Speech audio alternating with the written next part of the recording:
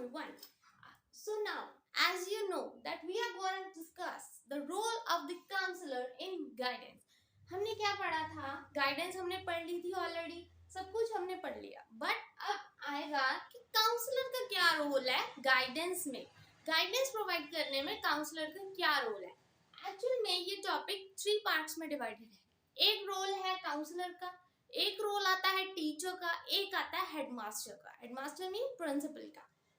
अब सबसे पहले हम डिस्कस करेंगे role of the counsellor in guidance, कि जो एक काउंसलर है वो गाइडेंस कैसे प्रोवाइड कर सकते हैं, उसका क्या रोल है गाइडेंस में.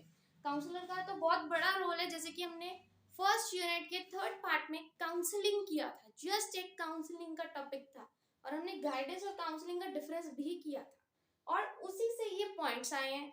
एक्चुअल में देखा जाए तो ये गाइडेंस एंड काउंसलिंग की जो बुक है, अगर आपने सारा फर्स्ट यूनिट अच्छे से कर लिया तो बाकी सारे यूनिट्स करने बहुत ज़्यादा इजी है, बिकॉज वो एक दूसरे के साथ ही रिलेटेड है.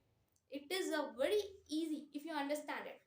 तो सबसे पहले हम पढ़ेंगे role of the counsellor in guidance. तो सबसे पहला रोल क्या काउंसलर का is to help the students to know himself और हरसेल्फ बेटर.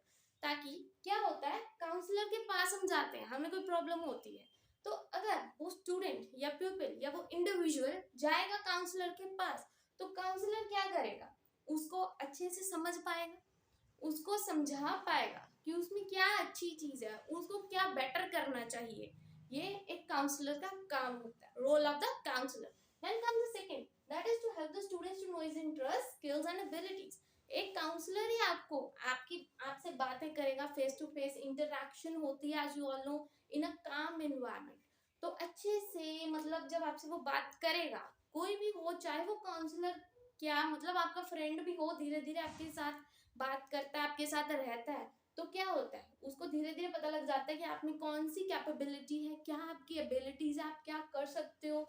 तो वो आपको बताता है कि हाँ ये तेरे में अच्छी चीज है. वैसे ही काउंसलर का काम है, वो आपको बताता है आपके इंटरेस्ट के बारे में, आपकी स्किल्स के बारे में, आपकी एबिलिटीज के बारे में, आपकी कैपेबिलिटीज के बारे में, कि आप किस चीज के लिए कैपेबल हो.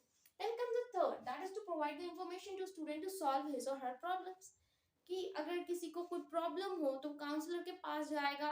काउंसलर के पास जैसे कि हमने पर्सनल प्रॉब्लम्स डिस्कस की थी, मैरिटल प्रॉब्लम्स होती हैं, ओल्ड एज प्रॉब्लम्स होती हैं, इन सब के लिए काउंसलर की जरूरत पड़ती है. तो काउंसलर के पास जाते हैं, काउंसलर में इंफॉर्मेशन प्रोवाइड करता है. वैसे ही for the students it also provide the information. Then fourth, time to time counselling.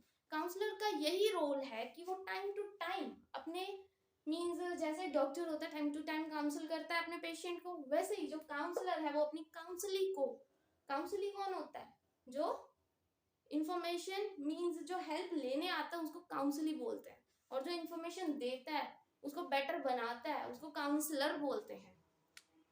फिर आ जाता है कंडक्टिंग रिसर्चेस वगैरह कंडक्ट कर सकते हैं जो काउंसलर है, ताकि वो अच्छे से देख सके उसकी स्किल्स को, उसकी एबिलिटीज को, उसके लिए.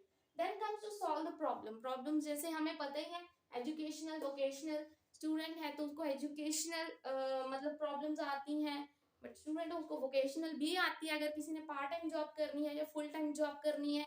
ये सब आप पढ़ चुके हो ऑलरेडी, ये जस्ट मैंने पॉइंट्स बताए हैं, एलेबोरेट आप खुद कर सकते हो. Then comes the time to time motivating students, कि स्टूडेंट्स को टाइम टू टाइम मोटिवेट करने के लिए काउंसलर की जरूरत होती ही है. अगर आप बच्चों को टाइम टू टाइम मोटिवेट करते रहोगे, वो बेटर होते रहेंगे, उनको अपनी स्किल्स के बारे में पता लगेगा कि उनमें क्या अच्छी बात है. Then comes conducting of the discussions, कि आप डिस्कशंस कंडक्ट कर सकते हो time to time. Discussions conduct करोगे तो आपको अपनी बात रखेंगे वो खुद, फिर काउंसलर उसको कुछ बेटर अच्छा बता सकता है आगे के लिए.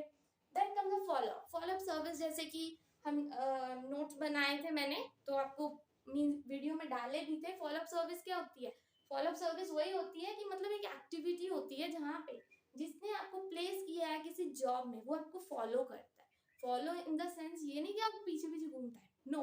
फॉलो इन द सेंस वो मतलब चेक रखता है कि क्या जिसको मैंने प्लेसमेंट दिलाई है जॉब में, क्या वो अच्छे से काम कर रहा है, क्या वो ऑनेस्ट है. ये मतलब ये भी एक काउंसलर का रोल होता है. So I hope this role of counselor in guidance is clear to you. Thank you very much and please don't forget to like and subscribe my channel.